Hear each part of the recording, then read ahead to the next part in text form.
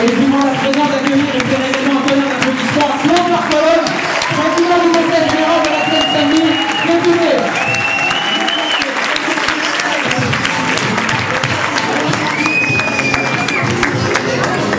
Chers amis, quel plaisir!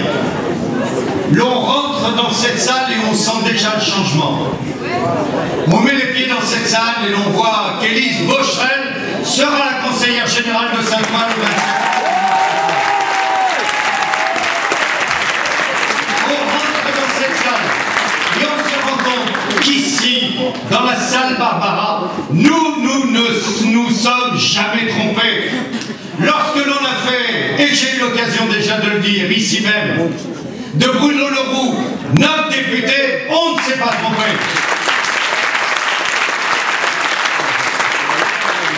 Lorsque l'on a fait de Mathieu Hanotin, notre conseiller général, on ne s'est pas trompé. Lorsque l'on a fait du vieux Abdelhak Gachouri un conseiller régional remarqué, on ne s'est pas trompé. Lorsque l'on entend Fatima, lorsque l'on constate cet accord entre socialistes et écologistes, nous ne sommes pas trompés. Et lorsque l'on accueille une nouvelle fois ici Benoît Hamon et que l'on entend la voix de la gauche et du Parti socialiste, camarades, nous ne sommes pas trompés. Chers amis, sur le calendrier aussi, nous ne faisons pas d'erreur. Je voudrais vous donner 2 dates. Hier, on annonçait une augmentation incroyable du chômage. 4 millions de Français qui aujourd'hui, en chômage à temps complet ou qui souhaiteraient avoir un travail à temps complet, 4 millions de salariés qui subissent la réduction du travail vue par Nicolas Sarkozy. Eux, ils n'en ont pas et ils osent encore parler des 35 heures. Aujourd'hui même, chers amis, chers camarades, Sarkozy était en Suisse, à Davos, où ils encensaient les profits. Je me sens mieux à Saint-Ouen, où nous, on veut donner un sens à nos vies. Et c'est ici que, chers amis, on va leur montrer que 2012, ce sera peut-être une année de primaire pour le Parti socialiste et pour la gauche, mais ce sera surtout une année essentielle. 2012, ici en Seine-Saint-Denis, nous allons leur montrer ce que nous voulons faire de cette petite France que représente la Seine-Saint-Denis. Nous allons leur démontrer comment, ici, nous sommes en train de démontrer ce que veulent les femmes, les hommes, socialistes, écologistes au 2e tour, communistes et le reste de la gauche, pour montrer qu'un autre avenir est possible. Ici, en Seine-Saint-Denis, nous allons montrer par l'innovation portée par les socialistes et les écologistes dans le cadre de cette campagne des élections cantonales qu'une autre politique est possible. Chers amis, qu'attendent les Français? Les Français, aujourd'hui, ils doutent, ils sont inquiets. Ils ont compris ce qu'était la politique de Nicolas Sarkozy qui paye ses réductions fiscales en creusant le déficit, en supprimant un certain nombre de services publics. Ils savent, les Français, notamment les habitants de la Seine-Saint-Denis, le lourd tribut que leur fait payer Sarkozy à la politique qu'il mène. Pour nous, la politique de Seine-Saint-Denis, en Seine-Saint-Denis, la politique de Nicolas Sarkozy, c'est 60 000 postes supprimés dans l'éducation nationale, avec plus de souffrance pour les enseignants, plus d'injustice pour nos élèves, plus de difficultés pour les parents d'élèves. La politique de Nicolas Sarkozy, c'est entre le moment où la droite est arrivée au pouvoir et la fin de ce quinquennat, 9000 postes de gendarmes et de policiers en moins, ce qui fait encore souffrir les habitants des quartiers populaires, parce que lorsqu'il n'y a pas de sécurité, il n'y a pas d'égalité républicaine, parce que lorsqu'il n'y a pas de sécurité, ce sont bien souvent les femmes, les hommes, les jeunes qui vivent dans les quartiers populaires qui en subissent les premiers les inégalités. Il fait payer sa politique, Nicolas Sarkozy, en supprimant des postes de santé. Regardez ce que va payer la PHP comme tribut à sa politique. Et ici, en Seine-Saint-Denis, nous sommes bien placés pour le dire, qu'alors que nous sommes qu'à quelques mètres du périphérique, alors que nous constatons que nous avons une année d'espérance de vie en moins que les Parisiens, qui est la plus grande des inégalités, nous payons la politique de Nicolas Sarkozy en assistant au mal qu'il fait à la santé, au mal qu'il fait à la protection sociale, au mal qu'il fait à la sécurité sociale.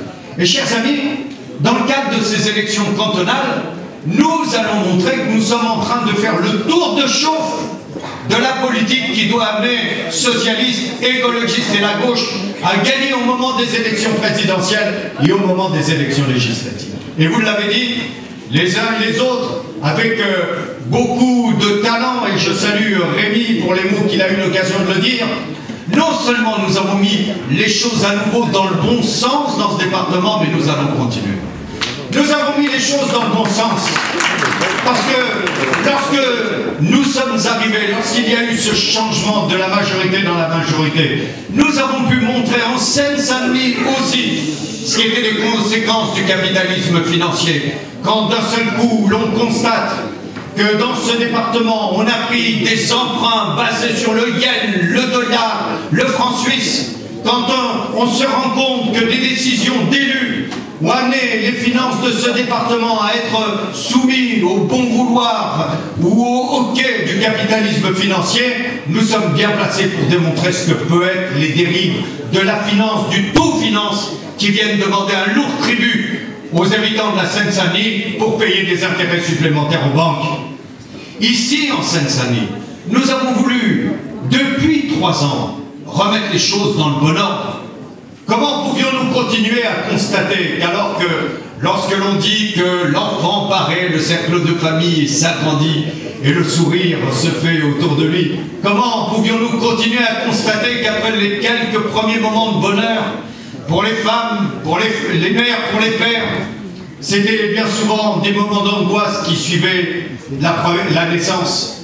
Des moments où la femme, l'homme se posait la question de savoir comment elle allait faire pour retrouver du travail, pour retourner au travail, pour pouvoir connaître un moment de stage, une qualification professionnelle afin de retrouver un parcours de vie normal. Et nous avons voulu montrer qu'avec les socialistes, qu'avec la gauche, l'on n'en reste pas au discours, mais que l'on passe à l'action.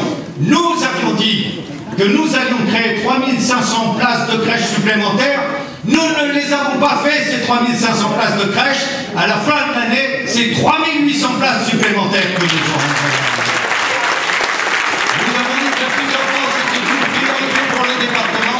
Nous l'avons dit et nous l'avons fait. Et parce que nous avions conscience qu'il y avait aussi à démontrer que les collectivités locales étaient capables d'avoir une politique différente de celle de l'État, alors que l'État, lui, nous supprimait des postes, malmenait l'éducation nationale. Nous avons voulu montrer que la gauche au pouvoir, c'est un soutien pour l'éducation nationale. Et je remercie Mathieu pour le travail qu'il a eu l'occasion de faire, en notre nom à tous, pour montrer que pour les collèges de la Seine-Saint-Denis, on pouvait avoir une politique différente. On pouvait en finir avec les 10 ans de retard que nous avons connus sur la reconstruction de nos collèges. On devait en finir avec Jean Lursa qui a brûlé il y a 10 ans et qui enfin connaît un début de reconstruction.